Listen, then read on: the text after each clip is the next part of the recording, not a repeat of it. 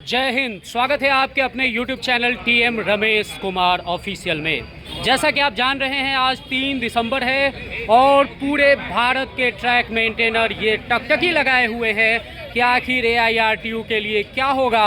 और वहीं पे NER जोन में भी लगभग 15,000 ट्रैक मेंटेनर ये उम्मीद लगाए बैठे हैं कि AIRTU का क्या होगा। तो इसी सब मुद्दे पे आज हम कुछ सवाल करेंगे NER के जोनल टीम से और जवाब लेने का कोशिश करेंगे, क्योंकि यहाँ पे हम देख रहे हैं कि AIRTU के सभी पदाधिकारी साथ ही अन्य संगठनों के पदाधिकारी भी मौजूद हैं। तो कुछ सवाल करते हैं और उसके बाद आपको हम अपडेट करते हैं। सबसे यहाँ पे बहुत सारे पदाधिकारियों का हुजूम है और ये सभी मुख्य पदाधिकारी हैं।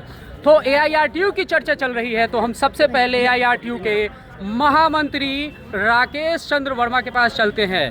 राकेश चंद्र वर्मा जी, आपका स्वागत है। सबसे पहला सवाल आपके लिए ये है कि आपका संगठन AIRTU कोर्ट में गई और स्ट्रगल कर रही थी और आपके हजारों लाखों कर्मचारी ये उम्मीद लगाए बैठे हैं कि कोर्ट का क्या रिजल्ट हुआ। सबसे पहले उस केस और उस कोर्ट क्रम के घटना पे प्रकाश डालिए। बहुत ही दर्द और दुख के साथ आप सभी लोगों को बताना चाहता हूं कि हमारा संगठन जो अभी तक चुनाव लड़ रहा था, हमारे संगठन को कोर्ट ने बिना सुने ही बाहर कर दिया।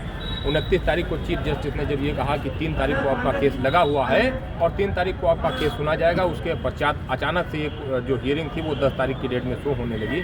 कल की डेट में जब हमारी टीम गई, उनको 3 तारीख का हियरिंग दिया गया। उसके 1-2 घंटे 3 घंटे के बाद में फिर से उसको वापस कर लिया जाता है। बोला जाता है कि आपका कल की डेट में स्लॉट नहीं है, आपको कोर्ट में अपीयर नहीं कराने दिया जाएगा, आपकी सुनवाई कल की डेट में नहीं होगी।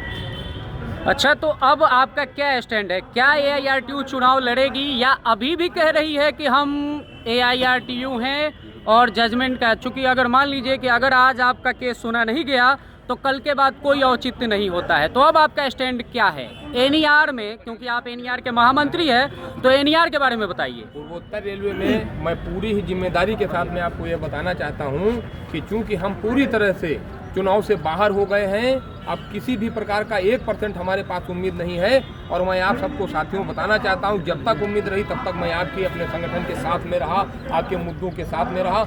अब अगर मेरा संगठन चुनाव नहीं लड़ रहा है तो आप बताइए पत्रकार महोदय, क्या मैं अपने मुद्दों को दफन कर दूं? क्या अपने लोगों को दफन कर दूं?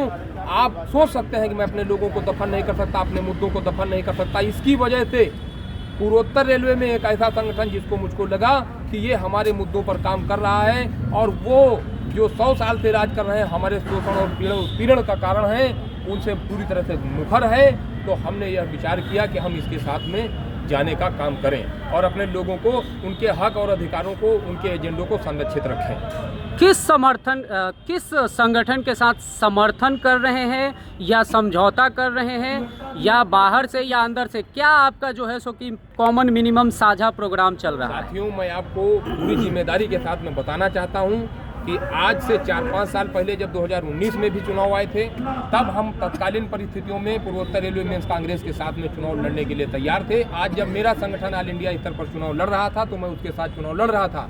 आज पुनः मैं पूर्वोत्तर रेलवे मेंस कांग्रेस के साथ में गठबंधन के साथ चुनाव लड़ रहा हूं। ये आप जान लीजिए। आपको अगर कोई बरगलाता है तो एक चीज इस पर समझ लीजिए, आप गठबंधन के साथ में पूर्वोत्तर रेलवे मेंस कांग्रेस के साथ में आज खड़े हैं और आपको, आपके कैडर के मान सम्मान को, आपके एजेंडों को, आपके मुद्दों को उतना ही स्थान पूर्वोत्तर रेलवे मेंस कांग्रेस देगा जितना स्थान AIRTU दे रही थी।